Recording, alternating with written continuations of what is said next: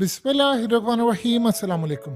आप अंदाज़ा कीजिए कि इस वक्त पूरी दुनिया में ख़ास तौर पर इसराइल के इत्तेहादी लान तान कर रहे हैं कि तुम लोगों ने हमें पागल बनाया था, तुम लोगों ने हमें कहा था कि हम ईरान पर हमला करेंगे और ईरान पर कोई हमला नहीं हुआ। और ये तुम लोगों ने ट्रेलर दिखाया कि वहाँ से चंद ड्रोन उड़े, उनको तबाह कर दिया और उसके बाद उनको छोड़ने को तैयार। इस सूरत हाल में जब लान तान हो रही हो तो सिचुएशन को डाइवर्ट करना होता है, उसके लिए कोई एक वाक्य क्रिएट करना होता है। आप मनाजिर देखिए, ईरान के एक और कॉन्सुलेट को उड़ाने की तैयारी थी। एक शख्स, सोचिए जरा, कॉन्सुलेट में चला गया है और उसके पास बारूद था, ग्रेनेड था और पता नहीं क्या कुछ था। वो ईरान के पेरिस के अंदर, ये किसी थर्ड वर्ल्ड कंट्री का कॉन्सुलेट नहीं है, सफारत खाना नहीं है, ये एम्बेसी किसी थर्ड वर्ल्ड कंट्री की नहीं है। ये एम्बेसी दुनिया की ताकतवर तरीन कंट्री फ्रांस, न्यूक्लियर, जो कि इस वक्त दुनिया के अंदर टॉप लेवल पर है। यूरोप में जर्मनी के बाद दूसरे नंबर पर अगर इकोनॉमी आती है तो वो फ्रांस की है। तो फ्रांस की एम्बेसी के अंदर ये बंदा घुसता और कहता मैं उड़ाने वाला हूं, और वहां पर फिर पुलिस पहुंच जाती है, सब कुछ खाली करा लिया जाता है और उसके बाद पता ये चलता है कि उस बंदे को वहां पर गिरफ्तार किया गया। और अजीब बात देखिए, दो नैरेटिव सामने आ रहे हैं। उस बंदे को गिरफ्तार किया गया तो वो कहता है कि मैं अपने ग्रेनेड और बारूद घर में भूल गया हूं। जरा आप अंदाजा करें, एक बंदा वहां पर उड़ाने के लिए जाता है एम्बेसी, और उसके बाद सारी दुनिया का सामना होता है और देखता है, और उसके बाद पता ये चलता है कि वो कहता है कि जी मैं उड़ाने के लिए आया एम्बेसी। पहली तो बात है वो कैसे चला गया ग्रेनेड और उन चीज़ों के साथ। बाद में पुलिस ने जब ये देखा मामला बढ़ गया है और ये इन्वेस्टिगेशन होगी कैसे ग्रेनेड लेकर गया, तो उन्होंने कहा कि उसने कहा है कि मैं भूल गया हूँ, मेरे से कोई, हमने जब चेक किया तो उसके बाद कोई ग्रेनेड नहीं था। अब जाहिर सी बात है, ऐसी सूरत हाल होती तो पता ये चलता कि वो कैसे अंदर लेकर गया है। उसके बाद एक और बड़ी मजेदार सूरत हाल है कि फ्रांस के मीडिया ने कहा नहीं ग्रेनेड था उनके पास, लेकिन जाली था। अब कौन सी बात पे यकीन करें कि वो कह रहे नहीं था? अगर जाली था तो इस सूरत हाल में वो पागल इंसान है कि यहाँ पर जाएगा। वो कहता जी मैं अपने भाई का बदला लेने के लिए गया था ईरान से। यानी किस तरह का बदला, क्या है? असल कहानी ये है कि सारे इस वक्त करें लानतान इसराइल के ऊपर। इसराइल कह रहे जी मेरे इतने F-35 गए थे और मेरे इतने जहाज गए थे और मैंने वो लॉन्ग रेंज मिसाइल मारा, मैंने ईरान पर ये किया और ईरान ने फुटेज जारी कर दी। इसराइल का दुनिया के अंदर रहता पता कोई नहीं। अब उन्होंने काम क्या किया है, ये आज उन्होंने असल में वो दो तरह से काम करे। उन्होंने पैगाम दिया है ईरान को कि हम आपका कॉन्सुलेट उड़ा देंगे, हमने शाम के अंदर तबाह किया, हम बास नहीं आने वाले, हम फ्रांस के अंदर भी तबाह कर देंगे। देखिए ये जो इस्तेमाल करने वाले होते हैं वो आप छोड़ दें, वो जी मैं ऐसे था वो करने के कुछ नहीं होता। असल काम है उन्होंने सफारतकारों को डरा रहे हैं। देखिए जो सफारतकार होते हैं, जब इस तरह आपके कॉन्सुलेट उड़ाना शुरू हो जाए और डेवलप कंट्री के अंदर, तो उसके बाद हालात ये पैदा होते हैं कि दुनिया आपसे पूछती है कि ये काम आप कर क्या रहे हैं, ये कैसे हो रहा है सब कुछ। तो वो कहते हैं कि अच्छा जी सूरत हाल ये है कि हमने पैगाम देना था, हमने ईरान को दे दिया। दो इससे ऑब्जेक्टिव हासिल हुए हैं। एक, उन्होंने ईरान को पैगाम दे दिया कि हम आपके सारे कॉन्सुलेट उड़ा देंगे, आपके दुनिया भर में कॉन्सुलेट उड़ा देंगे, नाम उसको कुछ लगाएंगे। जैसे दाइश ने हमला कर दिया जी, रूस पर हमला कर दिया, और रूस ने कहा जी दाइश ने हमला नहीं किया, दाइश तो कबर था, असल में तो अमेरिका और उसके साथ यूक्रेन पीछे है। और फौरी तौर पर अमेरिका ने कहना शुरू कर दिया कि नहीं नहीं नहीं जी नहीं, ये यूक्रेन ने नहीं किया क्योंकि वहां पर बैठकर प्लान बना था। एग्जैक्टली सूरत हाल ये है। इस कॉन्सुलेट के हवाले से जैसे ही हुआ तो दो खबरें सामने आई कि जी वो हमला आवर कहता है कि एक तो उसने जेन में रखिएगा, उसने कहा था कि कुछ कुछ रैकेट भी है मेरे पास, मैं उड़ाने के लिए जा रहा हूँ। जब पुलिस ने पकड़ा तो पुलिस ने कहा जी हमें उससे कुछ भी नहीं मिला, बल्कि उसने कहा मैं भूल गया था। और दूसरी सूरत हाल ये है कि वो कह रहे हैं, उनका मीडिया कह रहे नहीं उसके पास मिला है लेकिन वो जाली था। असल बात ये है कि फिर फ्रांस के ऊपर सवालात उठना शुरू हो जाएंगे कि आप कर क्या रहे हैं। पैगाम आज इजराइल ने दिया है फ्रांस को कि आपने ये काम करना है, और ईरान को बता दिया कि हम कुछ भी कर सकते हैं। देखिए सबसे पहले एक बात समझ लें कि इसराइल पर सवालात उठ रहे हैं कि आपने हमला करना था ईरान पर, क्या बना उस हमले का, जवाब दे। ये कहानियां ना हमें कराएं कि जी वो हमने कर दिया था, हमने जिम्मेदारी भी कबूल नहीं की।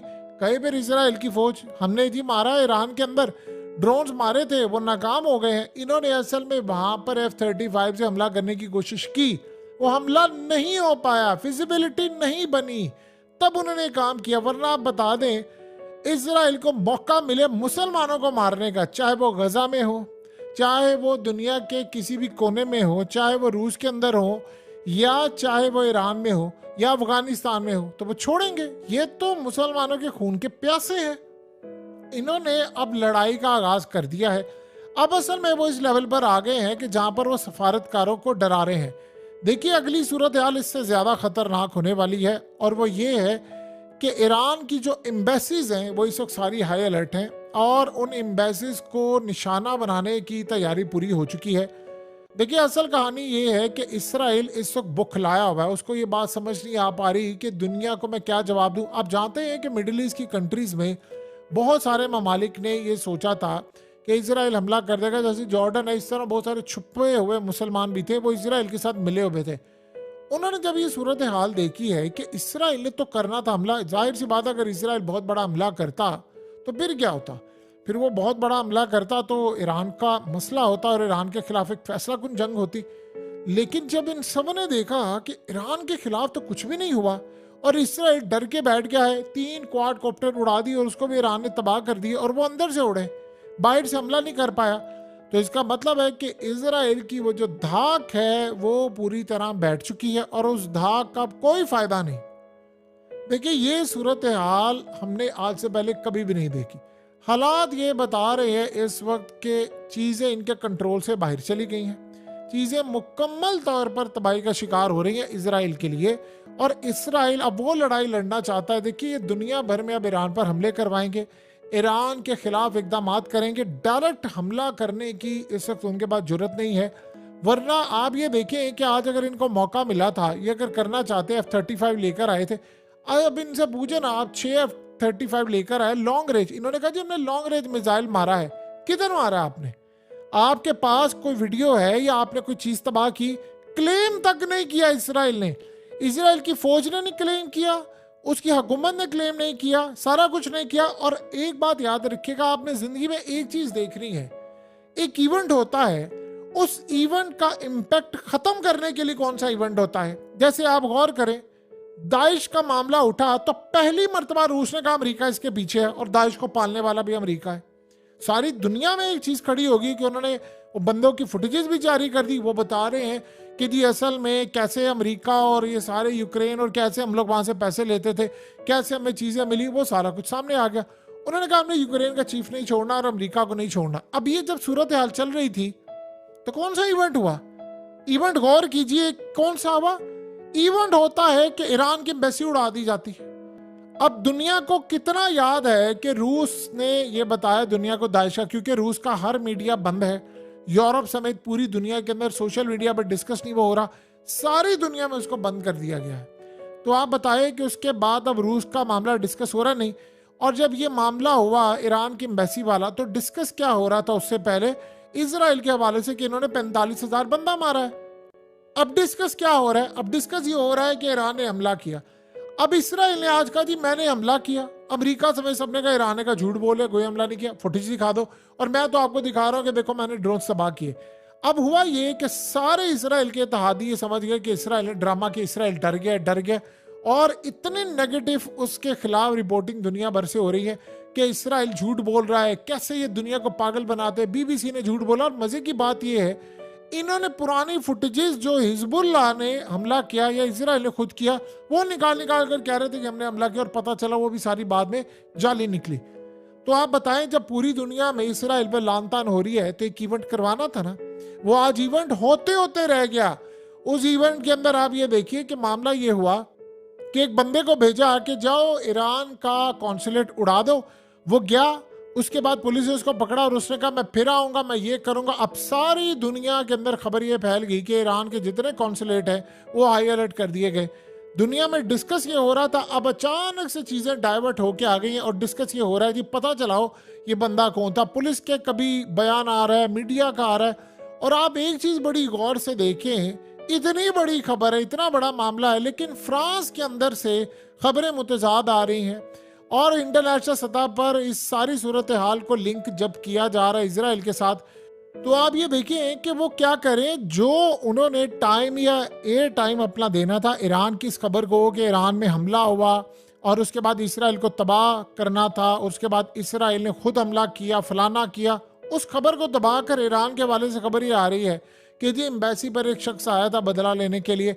अब सबसे बड़ी बात यह है वो कैसे पहुंच गया, वहां की सीसीटीवी फुटेजेस कहां पर है, सारे का सारा जो मामला है उसको दबाया जा रहा है।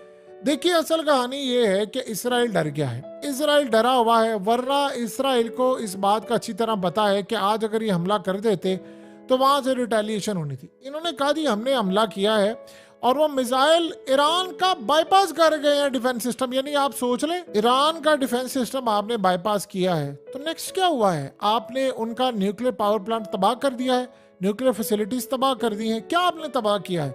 आपने कुछ तबाह नहीं किया। उल्टा ईरान ने काम क्या किया है, ईरान ने अपनी जो एयरफोर्स है, फौज है, उसको कहा है कि अनलिमिटेड नंबर ऑफ टाइम्स के लिए हमने हाई अलर्ट रहना है और इस लड़ाई के अंदर किसी भी वक्त ये भी सूरत हाल पैदा हो सकती है। देखिए आज इसराइल ने एक काम किया है और वो ट्रिक्स खेल रहा है। सोचे उसने हमला नहीं किया, यानी एक अंदर से 3 ड्रोन उड़ाए और एक प्रॉक्सी जो काम कर रही थी दाइश जैसी, उसके थ्रू उन्हें ड्रोन उड़ाकर तो पैगाम ये देना चाहा कि दी हम ये कर सकते हैं और मीडिया पर खबर चलवा दी कि जी इसराइल ने मिसाइल मार दी, हमला कर दिया, फलाना कर दिया, ये कर दिया। और जिस तरह इंडिया ने सर्जिकल स्ट्राइक कर दिया, पहला भी, दूसरा भी, तीसरा भी और पता नहीं चौथे चौथे पांचवें छठे कितने करेंगे वो। और उसके बाद जब अरविंद केजरीवाल जैसे लोग आकर कहते थे कि मोदी जी आप एक काम कीजिए, आप हमें वीडियो दे दीजिए, हमें कोई एविडेंस दे दीजिए, तो उसको कहते थे कि तू ये गद्दारों के साथ है, तू पाकिस्तान के साथ मिला हुआ, फलाना है। अब यही सूरत हाल जब इसराइल का मामला सामने आ रहा है तो वो इसराइल उन सबको बुरा भला कह रहा है कि जी हम पैगाम दे दिया और ऑफिशियल कोई बात करने को तैयार नहीं है। और ईरान वैसे का वैसा ही है। और मजे की बात यह है कि इसराइल के हवाले से ये जो थ्योरी ये सामने क्यों आया, सब कुछ इसराइल के अपनी यूथ ने उनको रिजेक्ट कर दिया। और आप जानते हैं आज से पहले इसराइल के वहां बड़ी प्रोटेक्शन के तौर पर अपने आप को हमेशा लेती थी, हम बड़े प्रोटेक्टेड हैं, बड़ी प्रोटेक्शन है हमारी, सब कुछ है। अब वो कह रहे हैं जी हमारी हिफाजत कोई नहीं है, ईरान हम पर हमला कर सकता है, सिस्टम बाईपास किया है, सब कुछ कर सकता है, इसराइल कुछ नहीं कर सकता। अब इसराइल का सबसे बड़ा मामला ये है कि मिडिल ईस्ट के अंदर जो कंट्रीज इसराइल को यानी तस्लीम भी करना चाह रही थी, उनके साथ ताल्लुकात भी थे, उन्होंने देख लिया है कि इसराइल की ताकत अब खत्म हो रही है, हमें अपने ताल्लुकात ईरान के साथ बढ़ाने चाहिए। खित्ते के अंदर वो एक बड़ी ताकत बन के उभरा है। और दूसरी जानिब आप ये देखें कि ईरान ने यह बात कही है कि हम मजीद हमला करने के लिए तैयार हैं।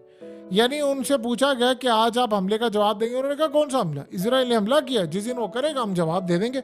इसराइल ने तो फिलहाल कुछ नहीं किया। अब वो जो प्लान बनाया हुआ था इसराइल ने कि ईरान की न्यूक्लियर फैसिलिटीज को तबाह करना है या फलाना करना है, उस प्लान का क्या हुआ? दूसरी जानिब इसराइल के हवाले से आज फोर्सेस क्यों हाई अलर्ट है और मजीद हाई अलर्ट रह रही हैं?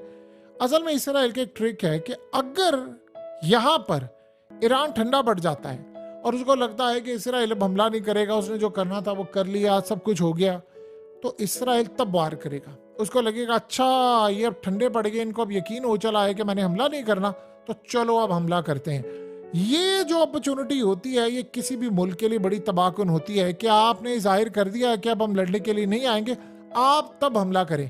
अब मजे की बात यह है कि ईरान को इस बात का पता है।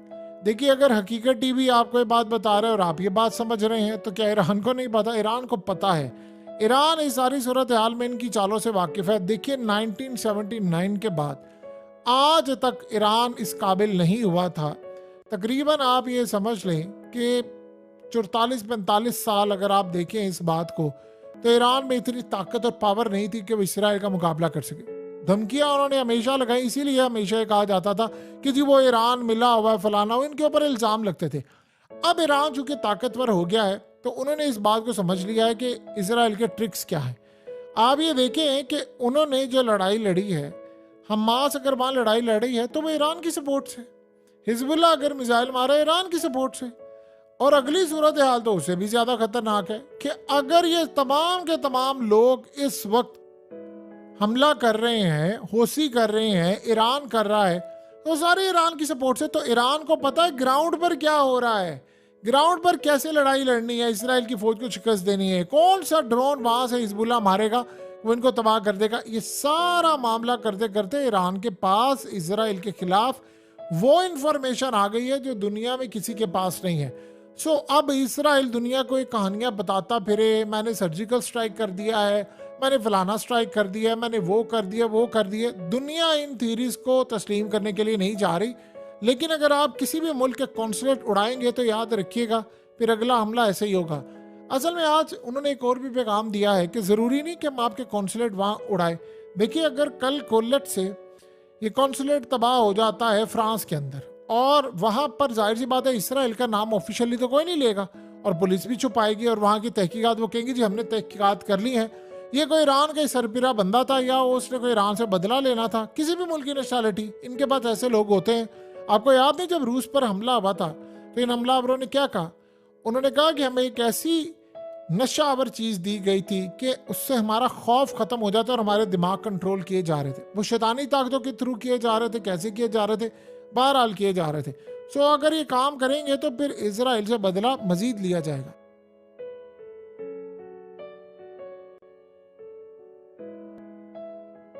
हकीकत टीवी को सब्सक्राइब करना मत भूलें, वीडियो को लाइक करें, शेयर करें और कमेंट सेक्शन में अपनी राय का इजहार जरूर करें।